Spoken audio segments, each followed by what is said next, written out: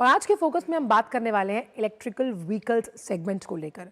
लेकिन क्यों, वो भी आपको बताते हैं। केंद्रीय सड़क और परिवहन राजमार्ग मंत्री नितिन गडकरी का कहना है कि वर्ष 2030 तक भारत का जो इलेक्ट्रिकल व्हीकल पूरा बाजार है वो 20 लाख करोड़ रुपए तक होगा। क्यों? ये वजह इसलिए है कि तेजी से बढ़ रहे इलेक्ट्रिकल व्हीकल बाजार में समूचे क्षेत्र में देश भर में 5 करोड़ नौकरियां सृजित करने का मादा है। सरकार इलेक्ट्रिक वाहन उद्योग को प्रोत्साहित करने के लिए प्रतिबद्ध है। ये सब कहाँ कहा नितिन गडकरी साहब ने? उन्होंने 8वें कैटलिस्ट कॉन्फ्रेंस ईवी एक्सपो 2024 को वीडियो कॉन्फ्रेंसिंग के माध्यम से संबोधित किया। उन्होंने कहा कि हमारे देश में 40% वायु प्रदूषण के लिए परिवहन सेक्टर जिम्मेदार है और ख़ास तौर पर जो बायोफ्यूल है उसका आयात हमारे देश के लिए चुनौती है। इसीलिए 22 लाख करोड़ का जो मूल्य है उसको आयात करने के लिए ये एक बड़ी आर्थिक चुनौती के तरह सरकार के सामने खड़ा हुआ है। इसीलिए केंद्रीय मंत्री ने उद्यमियों को प्रोत्साहित करते हुए कहा कि आज देश में 1 लाख इलेक्ट्रिक बसेस की भी जरूरत है। अभी 50,000 बसेस हैं, लेकिन लगातार इस सेक्टर में काम किया जा रहा है और उद्यमियों के लिए कारखानों का विस्तार करने का ये सही समय है ताकि गुणवत्ता के लिहाज से किसी तरह के समझौते को ना करना पड़े।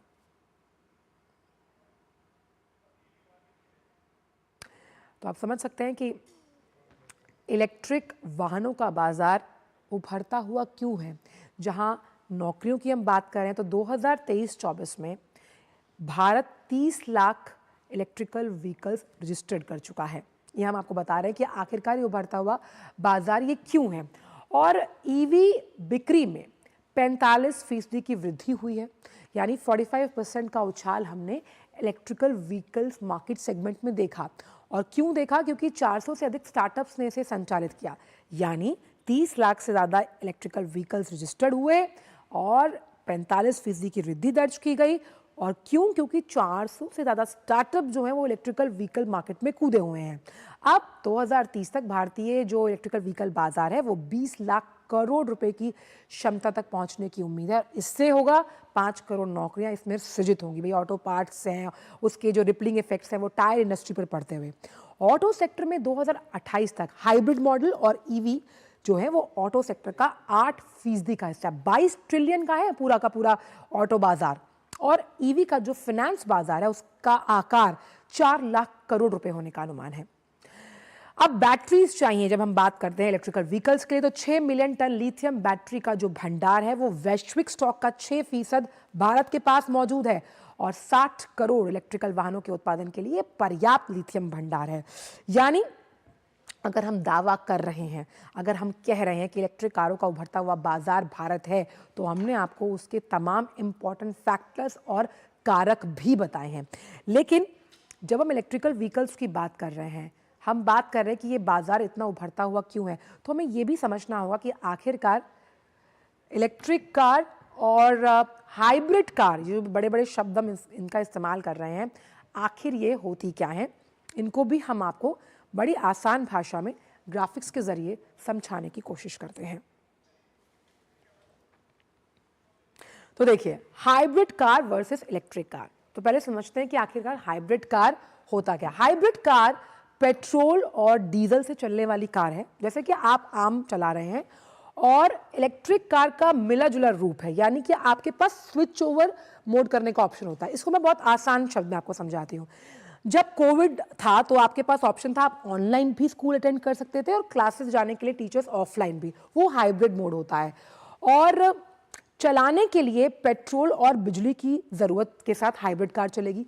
लेकिन इलेक्ट्रिक कार में सिर्फ और सिर्फ बैटरी के जरिए काम किया जाता है और बैटरी पैक को चलाने के लिए बैटरी पैक रिचार्ज होता है। अब आते हैं इंजन पर। हाइब्रिड कार का इंजन जो है वो इंटरनल कंबशन इंजन यानी आईसी ही है।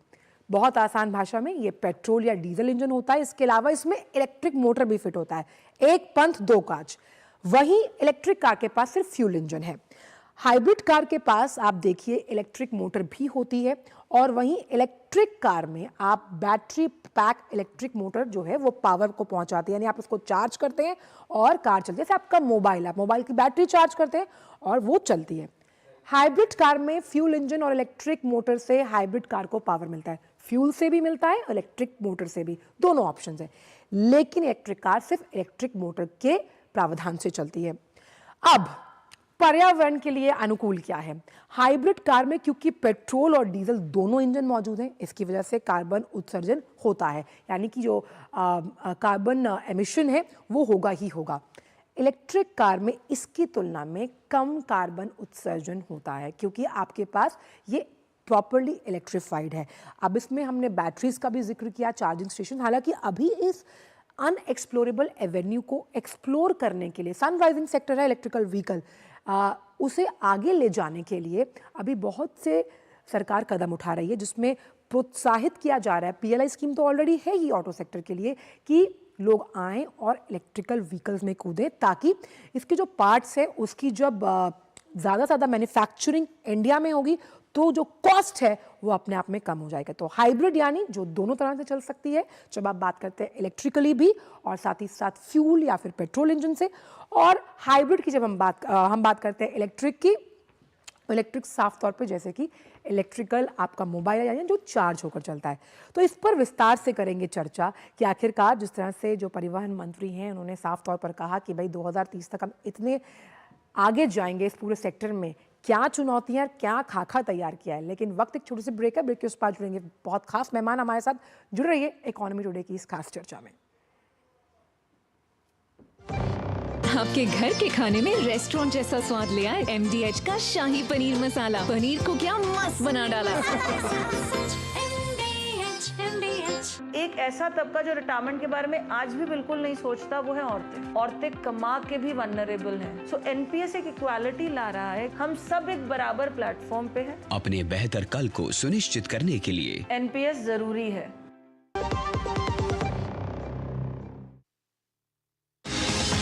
दिन भर की भाग दौड़ में जब छूट जाएं जरूरी खबरें, जब आप हो जल्दी में और जाननी हो हर खबर, जब फटाफट अंदाज में देखनी हो आपको तेज खबर, जब केवल आधे घंटे में जानना हो देश दुनिया का हाल,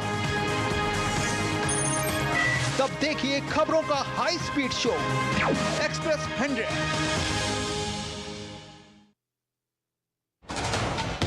कश्मीर से कन्याकुमारी तक, कच्छ से कामाख्या तक, राज्यों की राजधानियों से प्रदेशों के कोने कोने तक, होगी हर राज्य के हर हिस्से की पूरी खबर।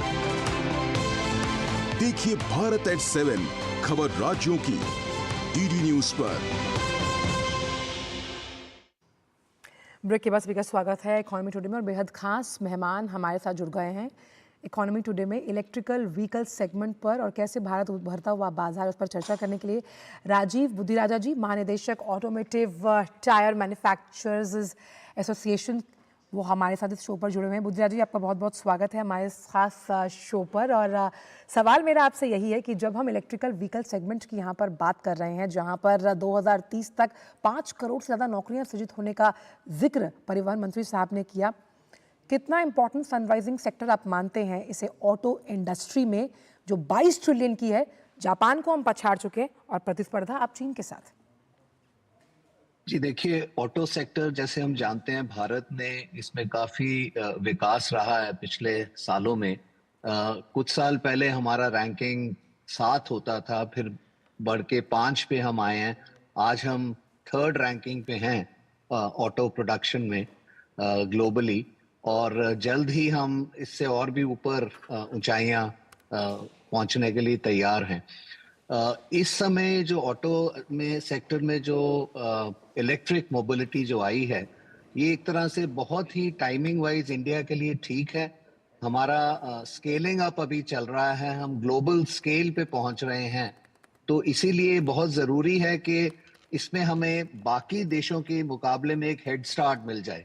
तो वो नंबर्स हमारे पास ऑलरेडी हैं, और एक ये जो टेक्नोलॉजी का जो ट्रांजिशन या ट्रांसफॉर्मेशन अभी हो रहा है, ये बहुत ही अहम है हमारे लिए, हमारे देश के लिए, और हमारे देश की फ्यूल कंजम्पशन के पैटर्न को देखते हुए ये जरूरी है इस समय।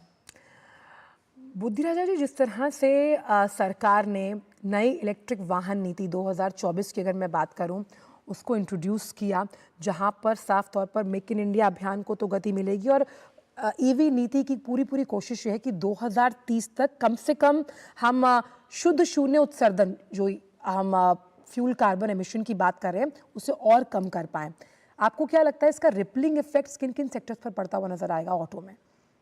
देखिए, सबसे पहले तो इसका जो इम्पैक्ट होगा वो कंपोनेंट इंडस्ट्री पे होगा, क्योंकि जैसे कि हम जानते हैं इलेक्ट्रिक व्हीकल और जो नॉर्मल आईसी इंजन व्हीकल है वो देखने में बिल्कुल सेम है, लेकिन उसमें जो मेजर डिफरेंस है कि वो जो कंपोनेंट्स हैं वो काफी उसमें लिमिटेड हैं।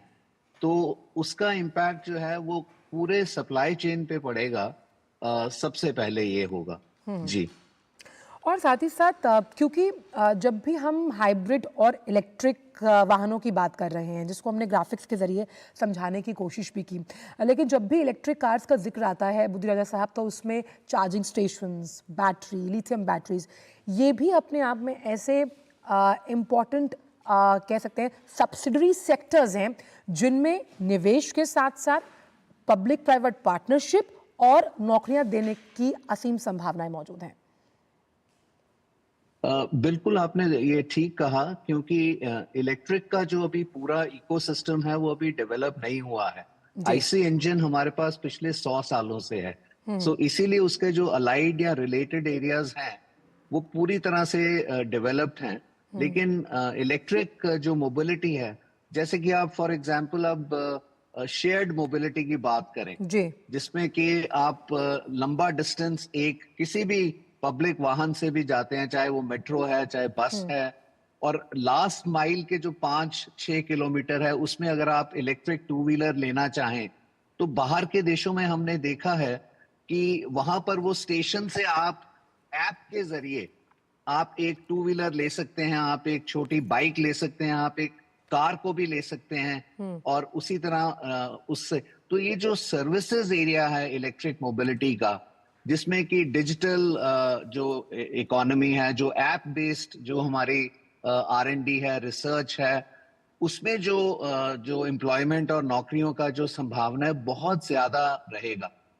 तो ये एक बड़ा ही नया क्षेत्र है जिसमें हम देखेंगे कि बहुत इसमें R&D से रिलेटेड जो चेंजेस होंगे, सर्विस इंडस्ट्री से रिलेटेड जो चेंजेस होंगे, इसीलिए वो माननीय मंत्री जी ने जो कहा है, वो जो नौकरियों का जो ओपनिंग्स जो होंगी वो बिल्कुल नए क्षेत्र होंगे जिसके लिए आज शायद हम तैयार भी नहीं हैं, और आने वाले टाइम में हम देखेंगे कि वो बहुत ही एक सक्षम सा एक वो हमारा इकोसिस्टम बनेगा। और इलेक्ट्रिकल व्हीकल की इंडस्ट्री में आप मेक इन इंडिया प्रोडक्शन, ख़ास तौर पर जो तमाम कल पुर्जे हैं, अगर उनका आयात कम हो रहा है और भी अगर इसकी दर नीचे आती है, तब आप कितना इम्पॉर्टेंट इस बात को मानते हैं कि आने वाले समय में अगर मैन्युफैक्चरिंग में हम अपना बेस और बढ़ा लें राजीव साहब, तो कहीं ना कहीं कॉस्ट कम होगी, आयात हम कम करेंगे, और जो बार बार ये कहा जाता है कि इलेक्ट्रिकल व्हीकल्स आर कॉस्टलियर, उससे भी हम निजात पा पाएंगे? देखिए, वो जो कॉस्ट है वो डायरेक्टली लिंक्ड होता है स्केल के ऊपर। जैसे कि इंडिया जो था उसका कॉम्पिटिटिव एडवांटेज स्मॉल कार में हमेशा रहा है, क्योंकि हम उसमें हमने ओवर द इयर्स हमने एक ये अच्छे स्केल को अचीव कर लिया था। इलेक्ट्रिक मोबिलिटी में भी अगर हम देखते हैं, हमें हेड स्टार्ट अब मिल रहा है कई देशों के मुकाबले में, अब हम उससे आगे पहले ही निकल चुके हैं। तो ये जो स्केलिंग अप है, और दूसरी जो पॉसिबिलिटी स्केल अप को करने की है वो है एक्सपोर्ट की।